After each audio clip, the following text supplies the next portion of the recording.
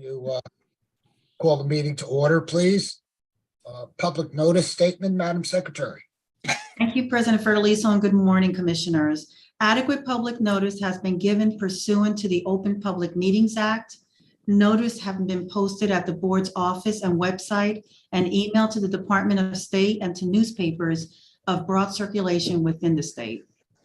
Thank you. And roll call, please. Commissioner Holden? Here. Commissioner Solomon? Here. Commissioner Gordon? Here. Commissioner Krista DeLu? Here. President Fertilizo? Here. Thank you. And I want to say good morning to all of those folks who have joined us for our final quarterly meeting for 2022. And as you will recall, every meeting, quarterly meeting, had a theme, had a subject that we discussed or asked you to discuss with us. And but this one is kind of wide open, no specific topic or issue, and so on. The only thing I ask is that if you have an item before the board, we're unable to discuss that. That is not within our purview to discuss anything before the board in public. I would like to remind you, those of you who are listening, to please complete the broadband access study survey. This is a very big item in the Inflation Reduction Act from the federal government. And we're trying to ensure the fact that all New Jerseyans, regardless of where they live, have access to broadband. So the survey is very important in as far as the commission is concerned, and again provides information for us. We're also in the winter termination. I work for the. I'm sorry. I thought I heard a voice. Maybe I'm just hearing voices. That could be dangerous, I think. We're also in the middle of the winter termination program. And as you all know, that does extend to March 15th of 2023. And just a reminder, that also includes water. And so where folks are not supposed to get shut off. So just remember that. And of course, as we've mentioned many, many times during the pandemic and post-pandemic period, there are many assistance programs available for our residents. So always check with your utility and see what you might qualify for.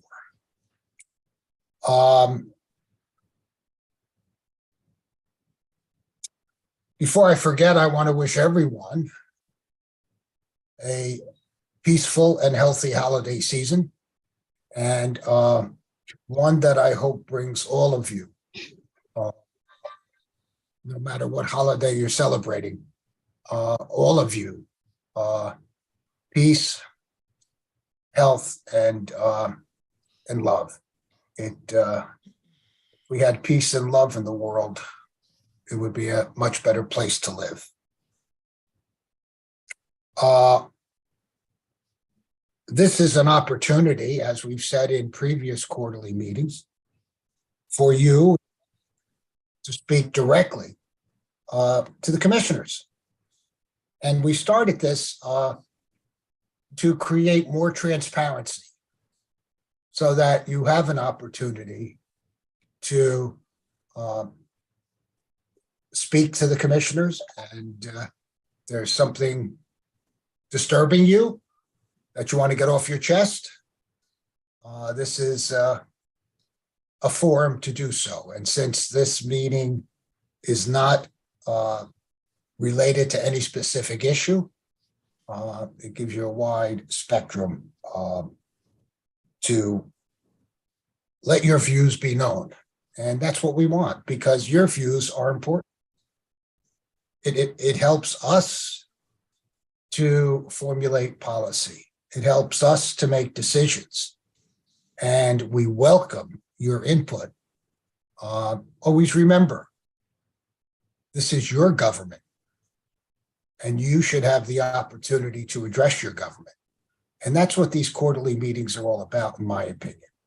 So please, I ask that anyone who has signed up to speak, and they will be the only folks able to speak here. Advance notice was given that in order to speak, you had to register. To keep your remarks briefed so that everyone who has signed up has an opportunity to also express their views and also let us know what's on their mind. Of course, anyone can watch this via live stream, just as they can our board meetings on YouTube. And so if you are not a speaker, please watch us on YouTube, and maybe you are already. Now, just because you're not registered to speak doesn't mean you don't have an opportunity to let your views be known. You can always send in written testimony of any sort to our board secretary. And the best way to do that is via email. And it's board.secretary@bpu.nj.gov. And I'll repeat that. board.secretary@bpu.nj.gov. We would certainly love to hear from you. Again, hear your views on topics that you are interested in.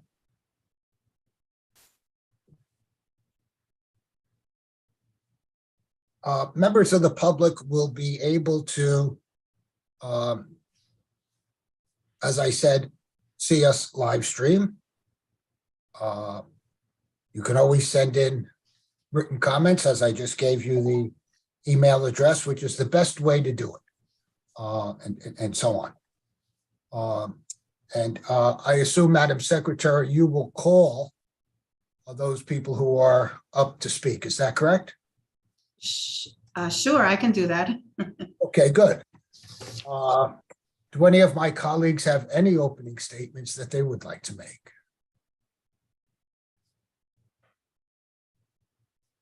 Okay. So why don't we get into hearing you and what's on your mind? And the first speaker, Madam Secretary? Michael Makarski. Mr. Makarski.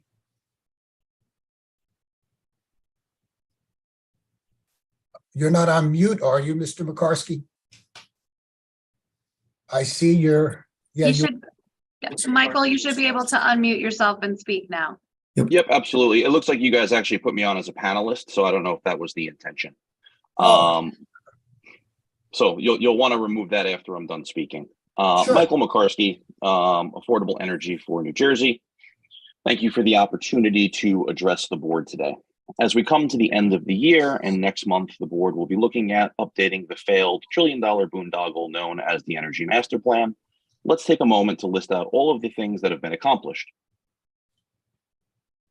That wasn't a connection error. That was silence, because we have not accomplished anything. This board has failed across the entire board to protect the taxpayers, ratepayers, and residents. Newsflash, we all have the same single wallet. The East Coast wind industry is completely collapsing around us. It's unaffordable and doesn't provide the power New Jersey needs. To put a finer point on the matter, when it came to transmission, you, the board, awarded onshore upgrades only, and then had the audacity to release another offshore wind solicitation, a point echoed by Rate Council earlier this week. It's comical to think building turbines with zero plan to connect them to the shore will work out well for taxpayers, ratepayers, and residents. Again, we're the same people. The state has missed every target when it comes to solar, and this board, along with enabling legislators, would rather subsidize out-of-state projects, sending our tax dollars elsewhere. The only battery storage that exists are ones that were built before the 2019 Energy Master Plan. Side note, this board couldn't deliver the 2019 Energy Master Plan on time either. It was months late and, safe to assume, horrifically over budget. Just last week, the DEP made a 180-degree reversal on the first electrification reg and actually admitted that we need more natural gas. I hope the board was paying attention. And today is 1,059 days since the Energy Master Plan was introduced, and it continues to baffle me that this board has zero intention of letting anyone know the actual cost. You conducted not one, but two multi-million-dollar studies. One is hidden, the second tells the public nothing, and this board president had lied from the dais about the reason we needed the second study. The board's actions continue to be an unequivocal disaster for the state of New Jersey, failing its basic objectives at every turn, with the only response being, quote, what is the cost of doing nothing? And again, since the board hasn't done this calculation, Affordable Energy for New Jersey went ahead and did it for us, so just let us know where to send the invoice for services. If we were to scrap the entire Energy Master Plan and return to a common sense energy policy, New Jersey would save $1 trillion. That's the latest estimates the EMP is going for before taking inflation into account. Now, we've shared some of our original costs with this board publicly on Twitter at the request of President Fiordaliso following the September 28th, 2021 meeting. Then again, the next month. It's a good thing we didn't hold our breath. Let's get to the kicker. According to the EMP technical appendix, if we were to scrap the entire Energy Master Plan, scrap the whole thing, we would still reduce emissions by at least 15%. Your words, not ours. That is on top of an already reduced 32% of emissions from 2005 until 2020. Those data come from the EPA. So for those playing the home game, that means by investing in natural gas and not cutting it off, we grew the economy and reduced emissions over almost a 15-year period. It's funny how that works. There's a common sense pathway forward. An all of the above energy strategy that reduces emissions, creates jobs, ensures energy reliability, all while being affordable and independent. But for some reason, this board seems to be allergic to that idea. We cannot for the life of us see why, and hopefully in 2023, we can all get on the same page. Thank you for the opportunity, and I hope you have a lovely holiday season. Thank you for your comments, Mr. Makarski. We appreciate and take into consideration all comments, and will certainly take in your comments. Who's the next speaker? Can I ask a quick question of Mr. Makarski? Is there something you said that I was unfamiliar with? Sure. Yeah, you were saying something about DEP and natural gas. What were you referring to there?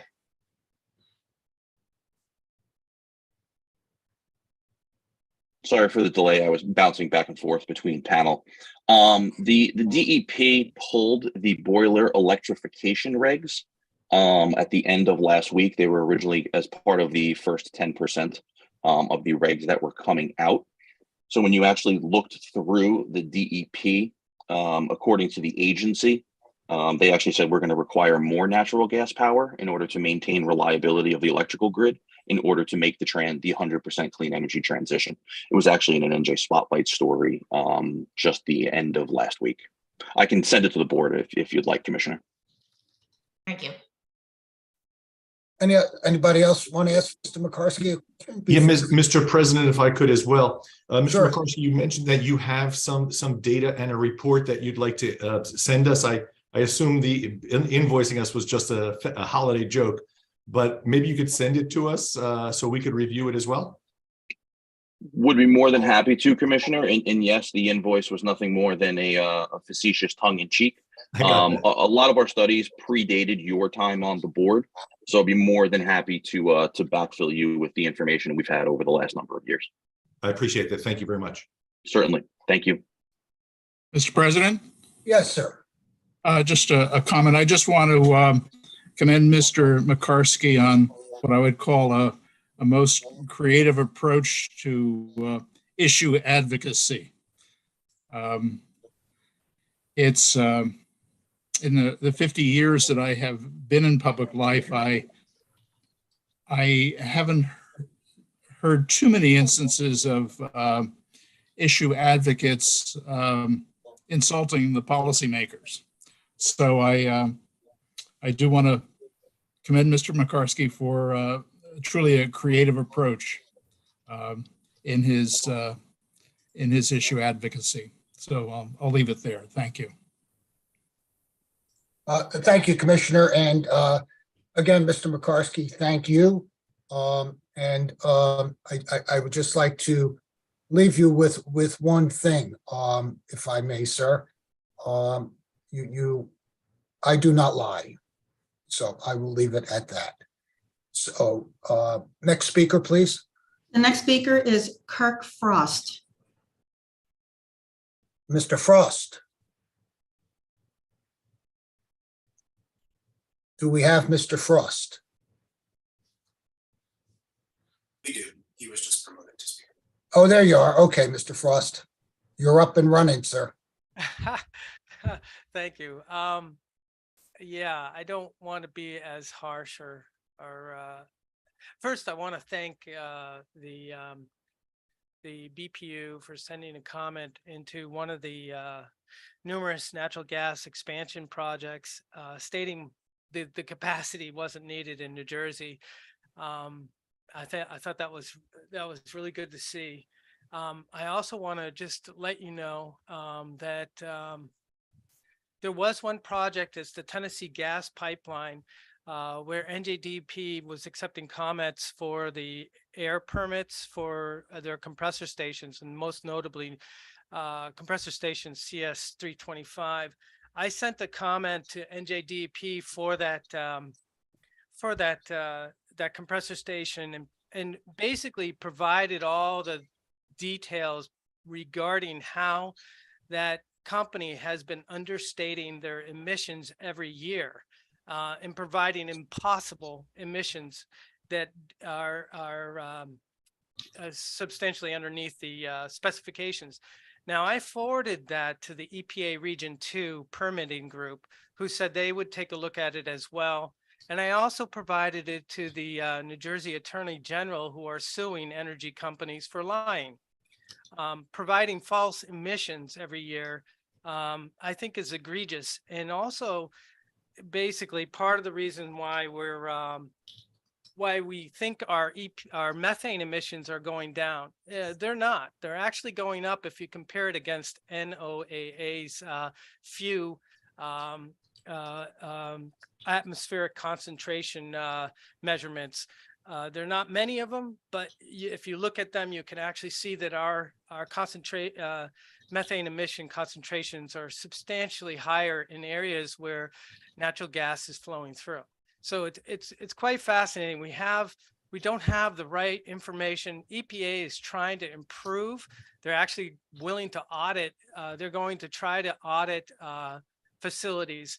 I would urge New Jersey to start looking at this within New Jersey, because we have many sites that are underreporting, and also some sites, all electric compressor stations, don't have to provide emissions, and yet there's one right next to the Franklin High School, Franklin Township High School, 2,000 feet away. And when I took my son to school every morning at 7 a.m. in the morning, it always smelled like a gas leak during the winter time. They don't have to provide emission estimates. All the other ones just provide the natural gas fired combustion compressor stations do, but they understate their emissions. And so this is a problem we have that I've noticed that I've investigated a number of pipelines and compressor stations. It's why we think our methane emissions are decreasing when they're not. That's the first thing I wanted to say. I want to just move on to hydrogen. I attended the fuel cell task force meeting, and they mentioned a number of things that are not correct about hydrogen. We currently have 3 companies in the United States: E-Combustible, Electric Green, and it's ELE KTRIKGREEN, and GKN Hydrogen as three companies that offer turnkey solutions at homes and businesses currently today that that use renewables to generate the hydrogen and store the hydrogen for either electric charge or hydrogen refueling. And I just want to mention that back in the early 2000s, the solar was highly invested in New Jersey, which is one of the reasons why I purchased it at that time. And I'm grateful for that. But it also was during the time when solar wasn't efficient and it was too expensive for most people. But because it was subsidized and enabled for people who could afford it, it brought it to a point where my panels were 250 watts and they were $550 each. Whereas today you can get a 500 watt panel for $250. So the price has greatly improved. The efficiency has greatly improved. And that type of stimulus is what we need for hydrogen today. If New Jersey didn't follow California, because California did make mistakes, but if we subsidized it and enabled it, 70% of the homes in New Jersey have the ability to actually to employ it.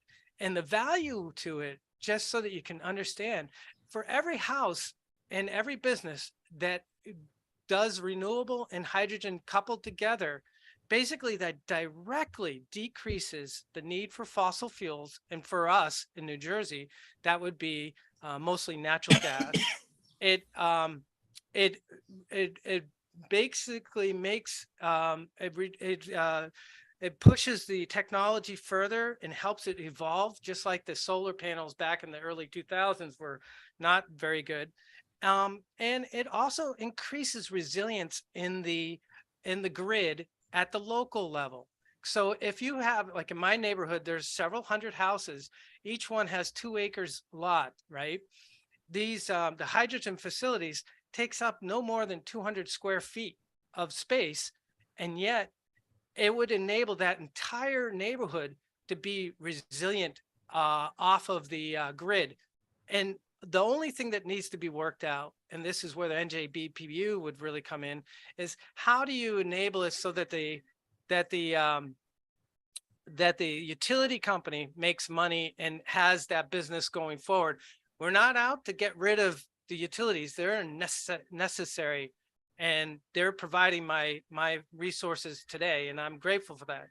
But it's just to have policies so that if a house has a hydrogen storage there, that perhaps the utility has access to half of the storage, and this way they can use it as local electricity when there's outages. So there's many values with that. Those were I hope that the Energy Master Plan next year starts looking at that. And I also want to just say, I agree with President and I'm sorry, with the president, I don't know how to pronounce your name, and I apologize for that. It's Joe. Fitzgerald. It's Joe. Joe's fine. That's what I would. Okay. I agree with you. There should be more peace and love. We shouldn't be hostile. It's just about awareness. And I really, I hope you guys do look into the natural gas, because the emissions of it are being falsified by all of the agencies. And I hope the Hydrogen Fuel Cell Task Force, I don't know what's driving them to say false statements, but there are 3 companies that I've been in touch with that have products available today. One of them uses metal hydride hydrogen, which is greater than 700 PSI, but doesn't have any pressure because it's the metals absorbing the hydrogen, and it's highly safe. But it's here, it's now, it's available, and I really urge you to please consider that. Thank you.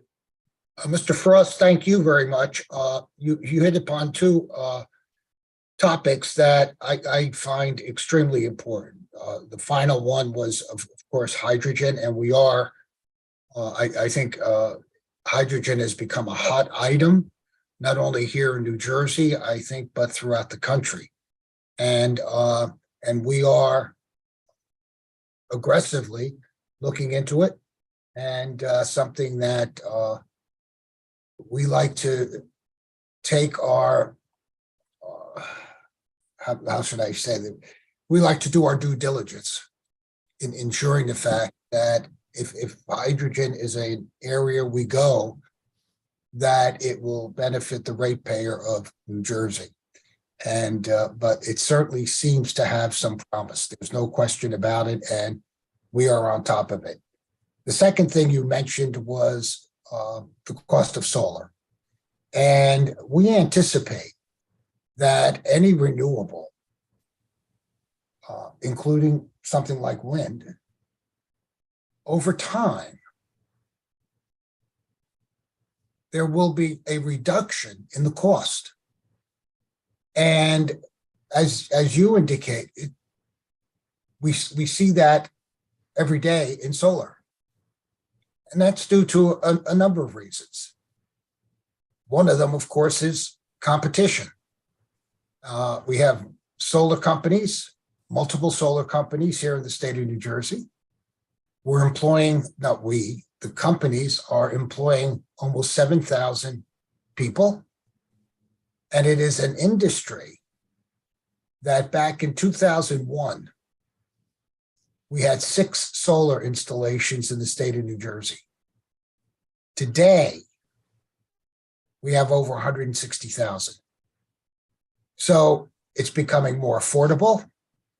It's becoming more widely available, regardless of a person's zip code. So I think we're seeing progress. And I guess what we all have to remind ourselves is that Rome wasn't built in a day. And it's important for us as policymakers to ensure the fact that we are prudent in our approach and that whatever we do in one way or another will eventually benefit the ratepayer. So I thank you for your comments. Anybody have any questions for Mr. Frost? Just if I could, Mr. President, Mr. Sure. Frost, thank you very much. As I asked the previous speaker to send me, all of us, some information, it seems like you have some data and some resources that we may not have. So if you could forward that to us, I'd be greatly appreciative. I will do that to the board secretary. Perfect. Yes, that would be great. Okay, thank you so much. And I hope I mean, hydrogen's available today and I want it in my backyard. I just, I need subsidies to help me get it there. Right. Understood. Thank you. Understood. Thank you, Mr. Frost. Our next speaker, Madam Secretary. The next speaker, Mr. Kevin Killiam.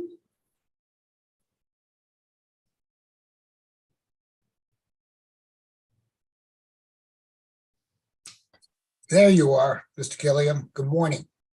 Good morning. Thank you. I no longer wish to speak. Thank you.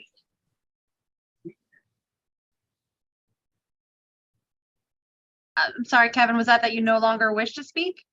Yes, that's correct. Thank you. Oh, okay. I'm thank you. sorry. I didn't get that. Thank you. You have a good holiday, sir. Thank you. Next speaker. Miss Lauren Kahme.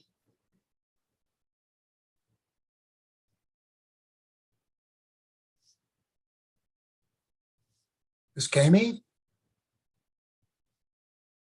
There you are. Okay. Good morning. Hi, good morning. Sorry for that. I was joining as a panelist to enable the ability to speak. Yeah, good morning to the board and President Fiordaliso, Joe. Thank you for holding this public meeting. It really is a wonderful opportunity to hear what constituents and businesses need most from me right now. My name is Lauren Kahme, and I'm a policy analyst at EcoG Energy, a solar developer based out of Brooklyn, New York. I would also just want to echo one of Mr. Makarski's brief sentiments about prioritizing in-state clean energy instead of opting for purchasing energy from out of state. EcoG Energy has projects across the Northeast United States, including several in New Jersey. We have 2 related main concerns to bring before you today. So first, on the issue of the straw proposal for the permanent community solar program. The BPU said in a July 2022 press release that board staff is targeting the third quarter of 2022 to issue the permanent program straw proposal for community solar. That has long passed. We understand the need to get this program as fully fleshed out as possible, and we do encourage a thorough planning process for this program. We don't want it to be rushed, but we are asking for timely updates as to the board's progress and an updated timeline for when this straw proposal might come out. Community solar is crucial for New Jersey to meet its clean energy goals, and making a permanent program for community solar will allow New Jersey residents accessibility to participate in the clean energy transition. Secondly, Ecogy is concerned about interconnection applications for community solar projects. We started getting projects in the pipeline in preparation and in anticipation for the release of this straw proposal and the eventual release of the final guidelines for the community solar permanent program. Project maturity has been essential to solar programs in New Jersey in the recent past, and applying for interconnection is a standard and crucial early milestone for solar projects. We were told by a board staff member through email on July 8th, 2022, that a particular utility has chosen not to accept interconnection applications for community solar projects because the board does not have a program in place for them. We ask that this roadblock to community solar development get solved as soon as possible by allowing interconnection applications to be submitted before the final program rules are released. Eliminating this backup will also save the utilities from what I would say is an impending avalanche of applications once the program guidelines are out, which would be incredibly burdensome for utility staff. What is the BPU planning to do about this? Ecogy Energy greatly looks forward to development with New Jersey's community solar permanent program, and we thank you again for holding this open meeting. Well, thank you for your comments, Ms. Kahme. Bob Braxton, can you give her an update on community solar? Yes, sir. Ms. Kahme, be happy to give you a call offline and go through the details. We also have information up on the Clean Energy website, and I would love to have people from the program staff participate in a call like that so I could make sure that you're getting all of the up-to-date details on timing, scope, and matters like that. If that's acceptable to you, I can send you my contact information and we can schedule a call. Yes, that would be great. Thank you so much. Happy to do it. Anyone have any questions for Ms. Kahme? Well, thank you for calling in, and I wish you a wonderful holiday season.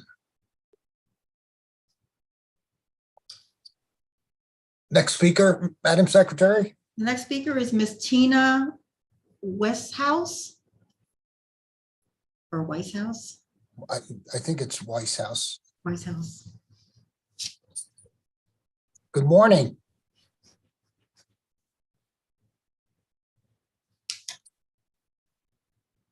Take yourself off mute, Ms. Weishaus.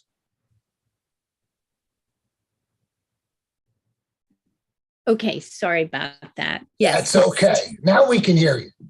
Yes, that's good. Just let me. So good morning. I want to start by thanking you for having a Zoom option for those of us unable to be here in person for health or any other reason. And I don't know if you always had one, but I'm glad that you're continuing to have one.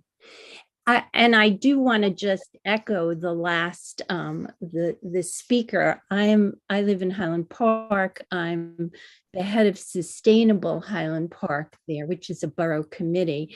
And I'm a big fan of community solar. We have applied and at least once and we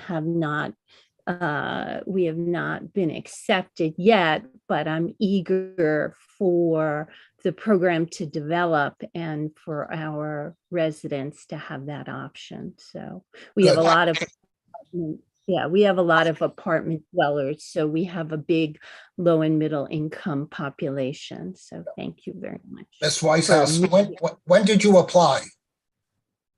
I think that we applied in the second round. We were very hopeful, but we didn't get it. Yeah.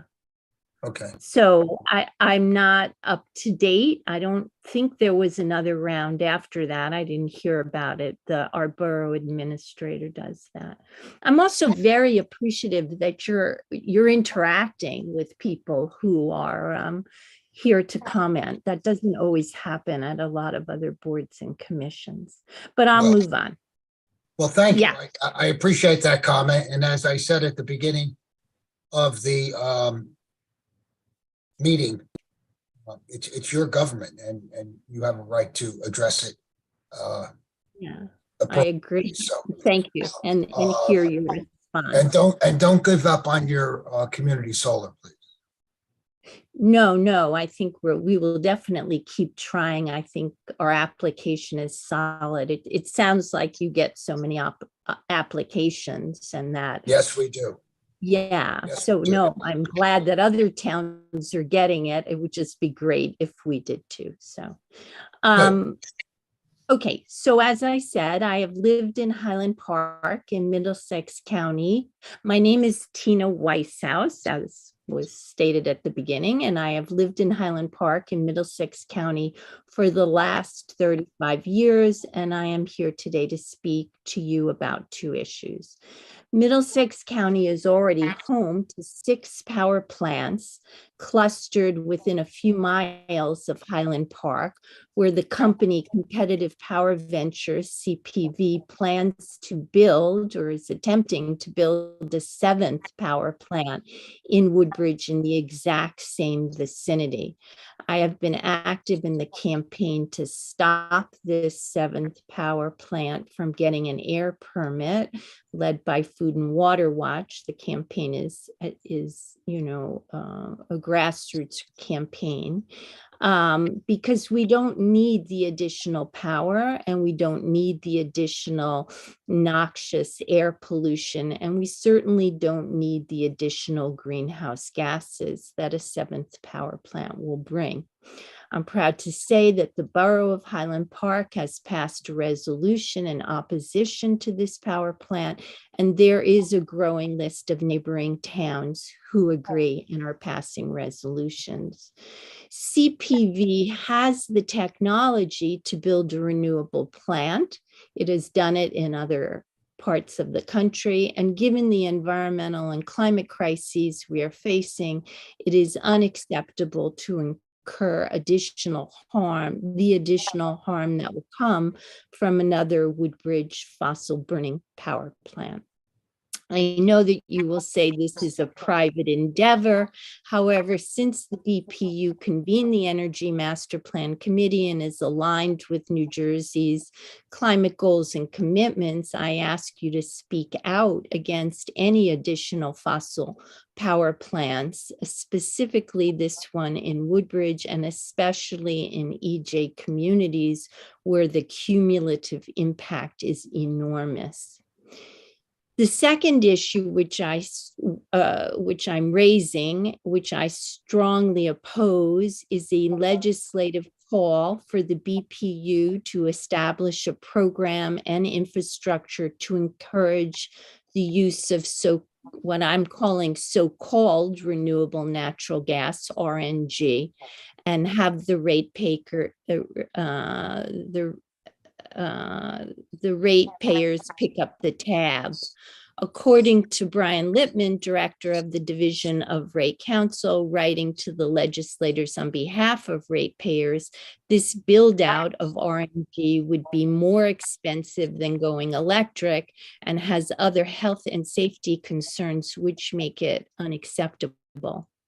I strongly believe that renewable natural gas is a fossil industry ploy to increase opportunities for natural gas at a time when they are losing market share.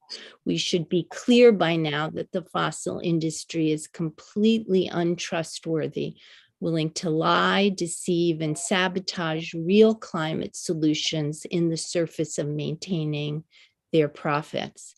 That is the conclusion of our Attorney General in his recent lawsuit against Exxon et al., as well as the House Oversight Committee that has just finished its investigation on the greenwashing by the industry.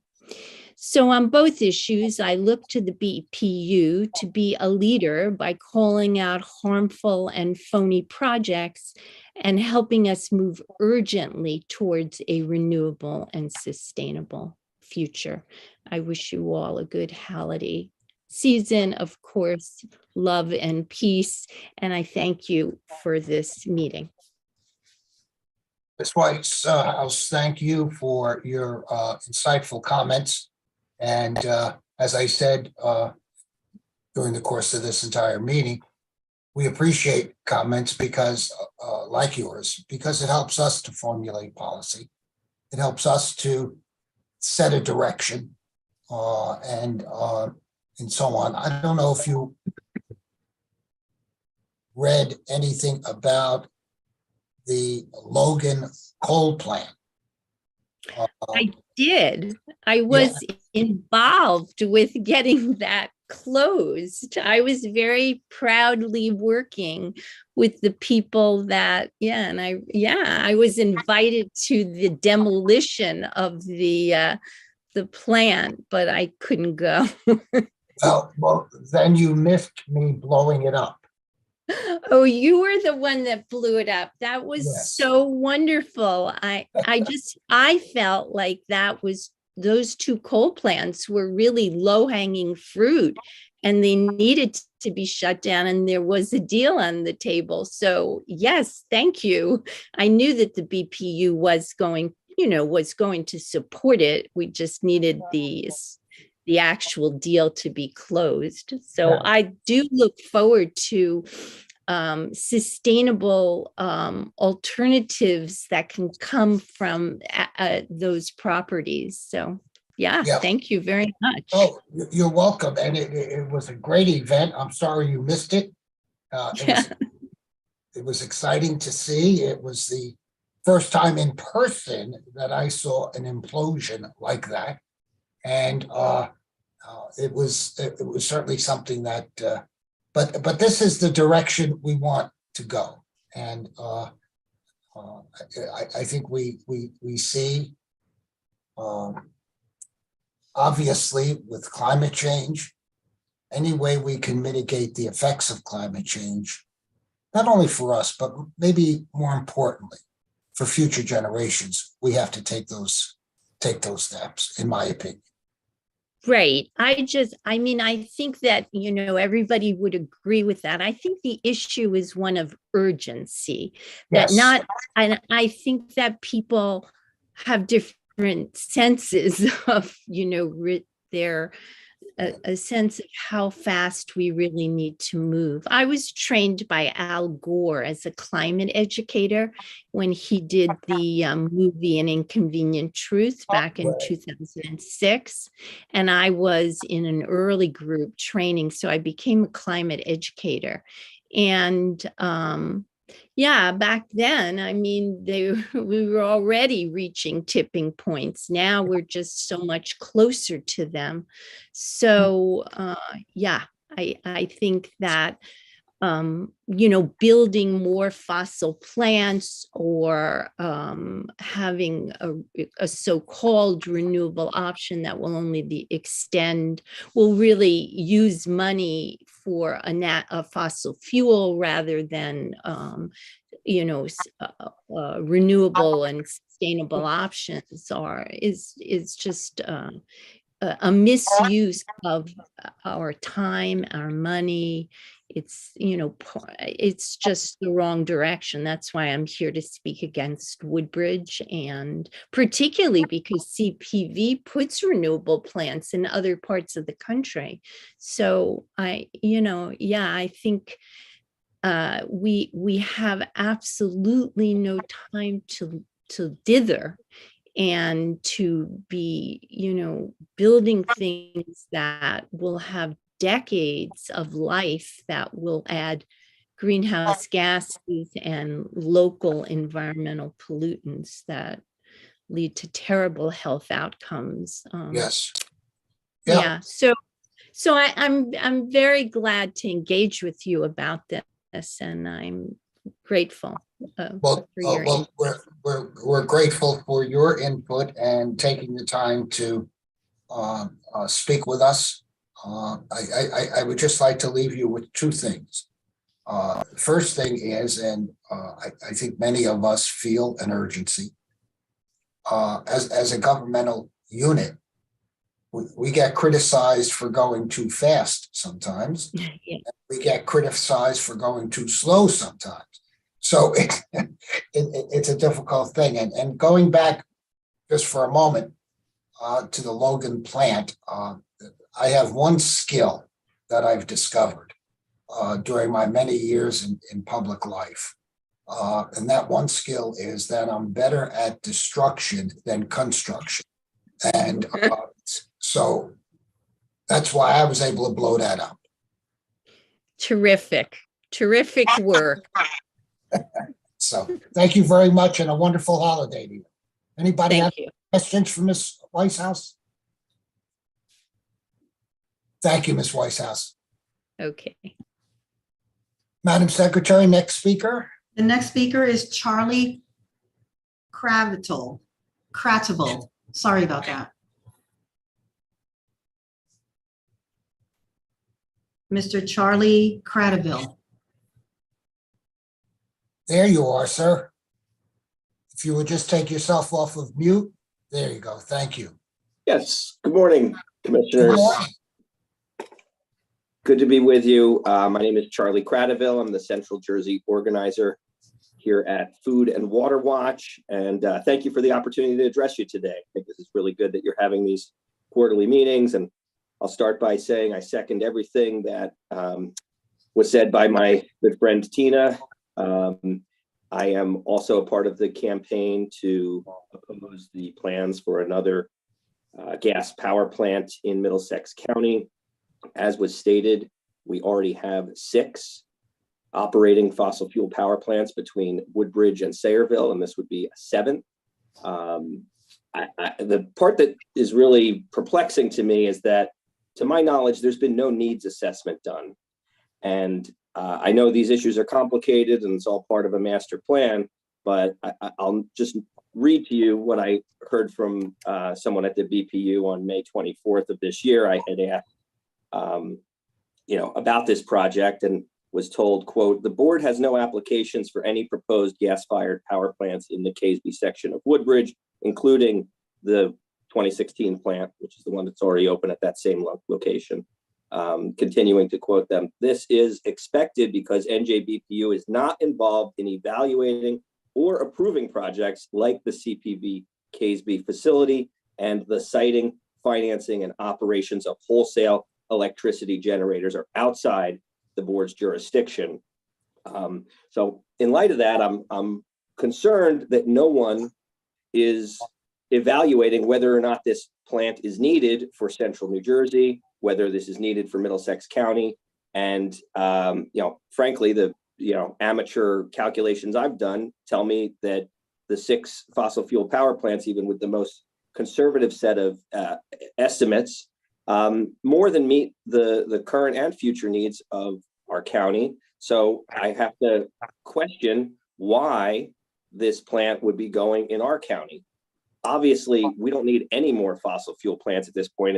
It's species suicide to be doubling down on fossil fuels in the year 2022. So I just wanted to echo the concerns raised by Tina and speak directly to you all about this project, make sure it's on your radar, and ask you to speak up against it. And I was curious if the commissioners had any insights or thoughts on this proposal. It's a significant proposal, 630 megawatt gas power plant right on the Raritan River next to the existing one. So I was curious if you had anything to say about it, and if you think that BPU might have some type of role in stopping more dirty energy projects from being built. Thank you for your comments and your question.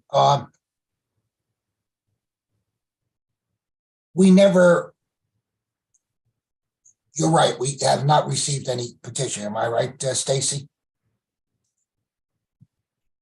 That's correct. Fairly so. And we have no real jurisdiction over this. Individually, people can make comments and talk about it and things of that sort, since it's nothing that is before the board. We only have the authority that the legislature gives us. And that's how we have to operate. Otherwise, we break the law, and that wouldn't be very productive from our perspective. So, but we hear your concerns, you and Ms. Weishaus, and we can certainly look into it and see if the board wants to take a position.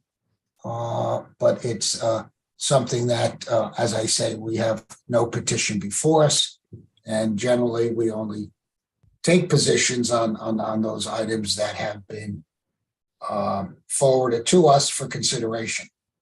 So, but I appreciate your comments, and I want to assure you, sir, that your voice is loud and clear. Thank you kindly, and encourage you all to use your voice on this important issue as well. Thanks, and have a happy holiday. And a happy holiday to you too, sir. Yeah, I just wanted to echo your remark there, Joe, that I think it's important, and I've always been a proponent, we have of staying in our lane and sticking to, if you go outside of those legislative boundaries, you really open yourself up to all types of requests and making comments in areas that are outside our authority. And, I would urge you to, make your comments known in the right forum, whether that be down at the FERC or, PJM that does planning for generation. There's other opportunities and places, and even, with respect to emissions, we're not an emissions regulator, over at DEP, but, we have to be sensitive when it comes to, going beyond our boundaries. I agree with President Fiordaliso in that regard. Other comments? Thank you, Commissioner. Our next speaker? I believe that was it. My goodness. That was our last speaker for today.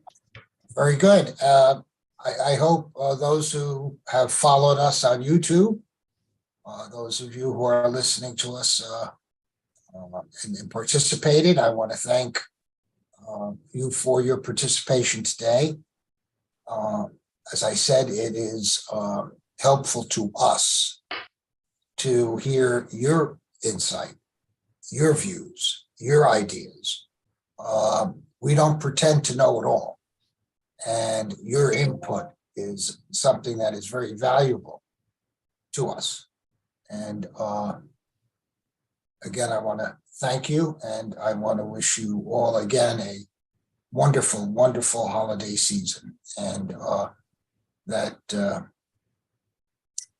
those of you who still believe in Santa Claus, I hope he stopped at your house. Because I happen to, by the way. I just want to make that record. Any of my colleagues want to make any closing remarks? President Fiordaliso? Yes. As Commissioner Holden? Yes, I know. I recognize the voice. Sitting here on vacation and enjoying this immensely. I just want to wish my fellow commissioners Hanukkah Sameach.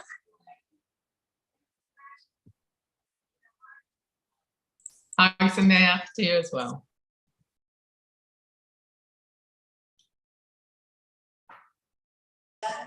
Happy holiday, everyone.